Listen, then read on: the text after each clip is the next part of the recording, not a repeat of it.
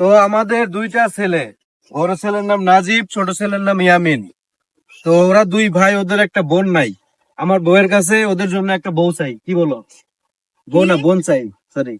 ওদের জন্য একটা বোন চাই, ওদের তো বোন নাই, কি বলো তুমি? বোন মন লাগবে না, দুইটাই থাক। দুজনকে আমরা দুজন কোলে নেই।